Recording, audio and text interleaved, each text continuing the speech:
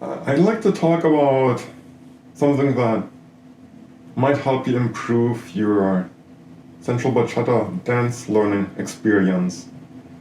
With the question, what is dance? And you might think it's academic, it's a little bit philosophical.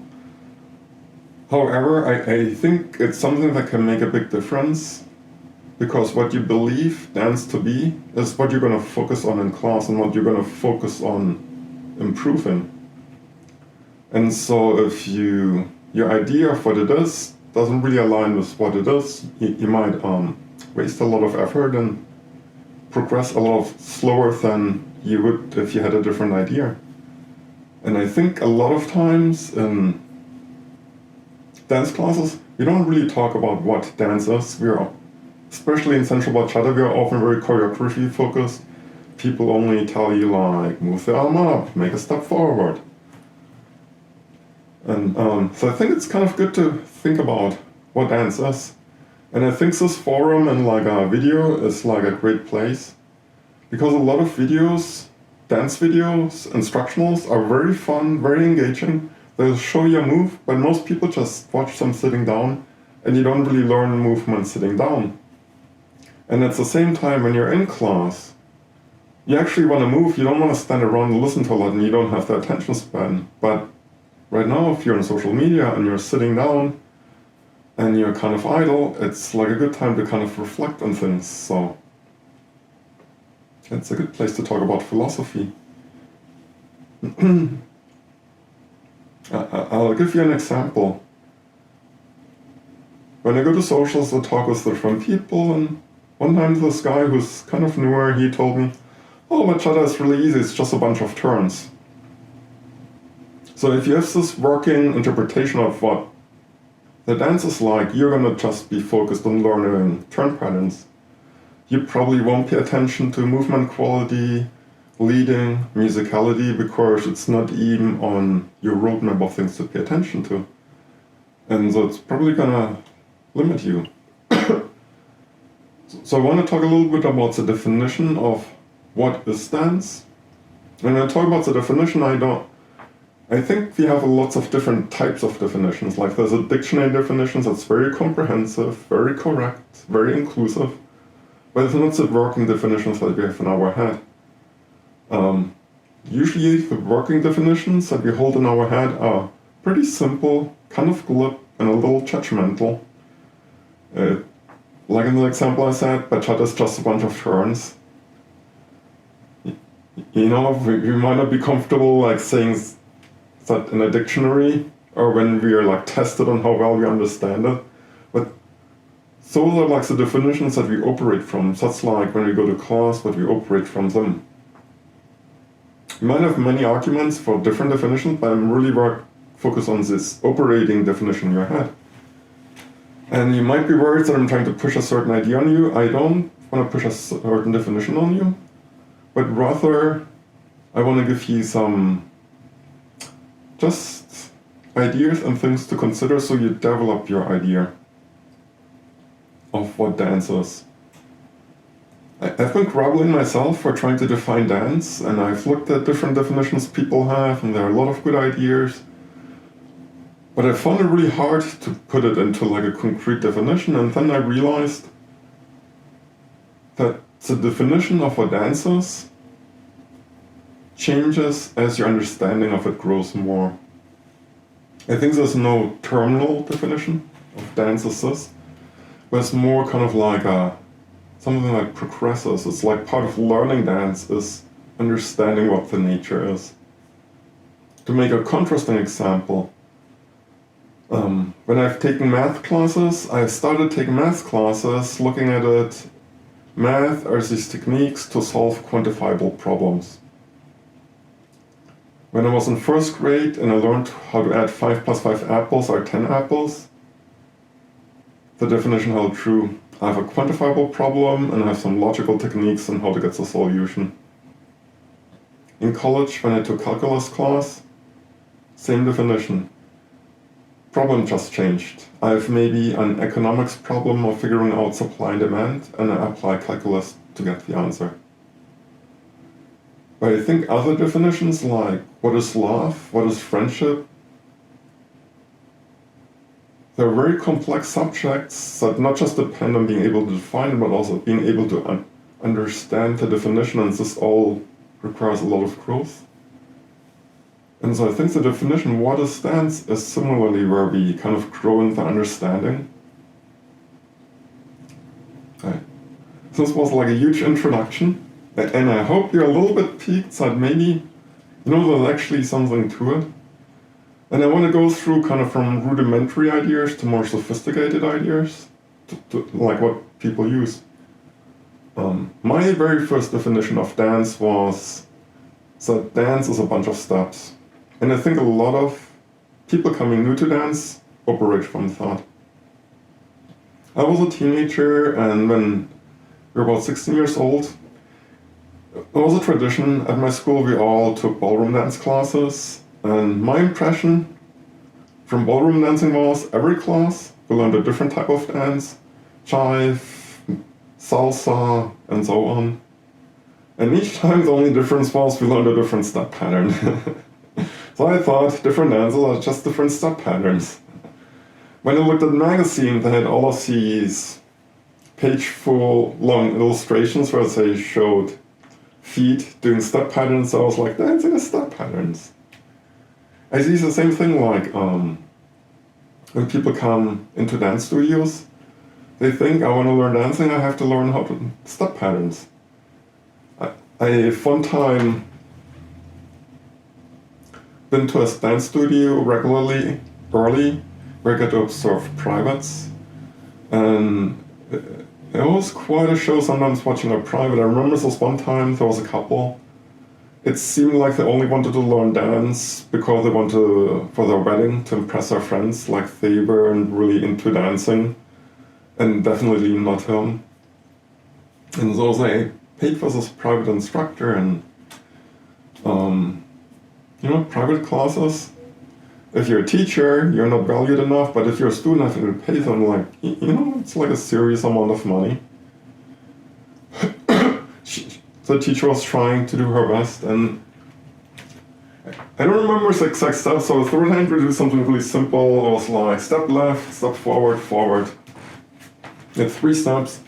Probably if you sit in your chair and you don't try to do it, 3 things. It's like a to-do list of 3 things. How hard can it be? But this guy had a really hard time with it, and I empathized because when I went to dance classes, when you're in the moment, you're thinking about what to do, you make a step, and then you're like, oh, what step next? And you spend like a minute thinking, and then you make a step. Yeah. And I think that's the first definition a lot of people walk in with. It's step patterns, and they're focused on step patterns. And that's one of the reasons why I want to do this talk, because I think this focus is really unhelpful. If you learn step patterns, I've seen people learning this for weeks and months, but it doesn't look much like they're dancing. They're still moving as stiff and uncoordinated. They didn't learn about the music. They didn't learn about connection with their partner. They didn't develop whole body movements. There are a lot of things they didn't develop. And it's almost kind of like a waste of time and sad that there's this wonderful gift of dance that they didn't get to enjoy. So a second definition is, many bachata teachers just teach choreographies. Some teachers teach technique. And the argument they're saying is, if you want to get better, you have to actually not just learn choreographies, but you have to focus on things and learn them specifically. The human mind is very bad at learning lots of things at the same time. And I'll qualify this later a little bit more. Yes, if you're shown a choreography, somewhere on the side, you're going to learn a little bit about how to be more in sync with your partner. Yes, somewhere when you learn a choreography and for 50 minutes of the class you only talk and they don't play music, and the last 5 minutes they play a little bit of music. Yes, you're a little bit exposed to music. Yes, you'll develop a little musicality. But it's not like if you have an actual hour-long musicality class and you're fully focused on learning musicality.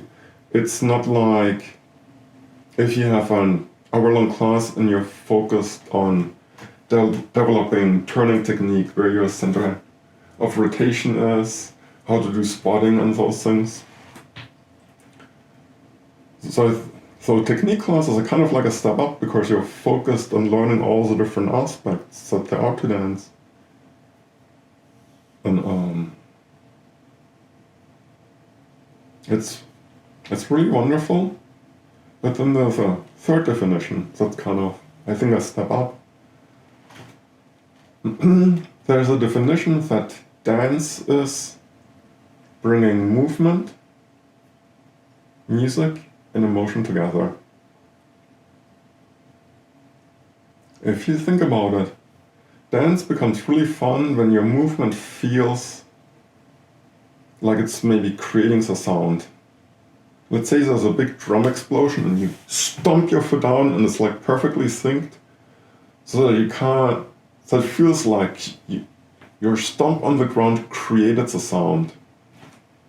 Or if there's drawn out singer singing like love, and you're like rotating exactly with the velocity of her voice.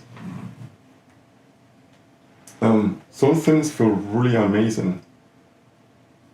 When the music and your movement become synced, and there's something that goes off in the head that's, I don't know, like Nirvana or Valhalla or whatever you have. And I think a lot of regular people who don't learn dance, they don't even realize that this exists. And also if you go through classes where you just learn steps or you just learn technique, it might take you a very long time until randomly you get to this moment where you really feel in sync with the music. And the other part is emotion. This might sound like an optional thing if you haven't really looked at dance much, but emotion and movement are very much connected. People point out that emotion, emotion, it's connected in the words. It's like since ancient Greeks, we knew connection between movement and emotions. Another way to look at it is when you send a movement to your body, you don't really send like a written instruction, like a dear sweet little elbow, bend. But you usually send more like an emotion, like a feeling, right? Like my arm feels like lifting up, or like moving forward, like I sense this feeling of into my body. At the same time, my body sends me back feelings, like if I turn in, I feel maybe a little more quiet, maybe a little sad. But if I remember the hero pose, if I put my chest out and open, like you see how my face lit up? The body sends emotions back to the brain. And then in music we have a lot of emotions. Like maybe it's the day we're angry, maybe we're listening to an angry song, maybe we move angry to it and we feel catharsis through releasing that anger.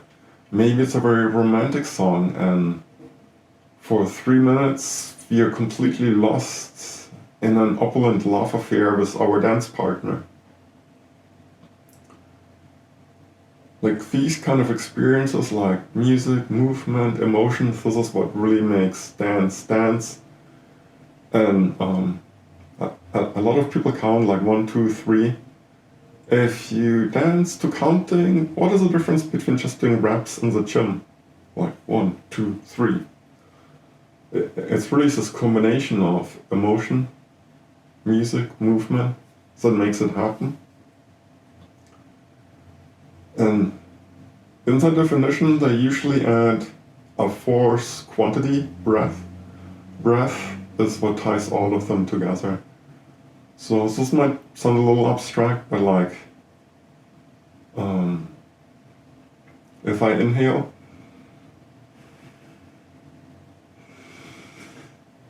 my whole body can kind of expand, and then if I connect my movements with the breath, it creates a deeper quality of movement. There's a concept called contraction and release, and in the dance concept, everything should either be a contraction or a release. And it similarly exists in the music. Music essentially builds tension, releases tension, builds tension, releases tension. You hear so like in rave music where like it builds up to a crescendo and then the bass drops. And also like in singers' voices, there's usually the voice is exhale and then there are more strategic moments for inhaling, like strategic pauses. Similar to dance. There's like really expressive things and then there are quieter moments, almost for like rest for the dancer, for the audience, before you do the next big thing.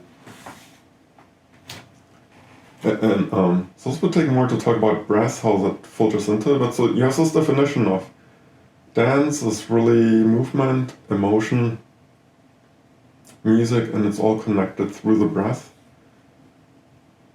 And then if you look at dance from that perspective, what you want to learn becomes a very different thing. You suddenly notice if you go back to the first definition, dance is just about step patterns. You notice it doesn't really help you get much closer to you know what it is that makes dance dance.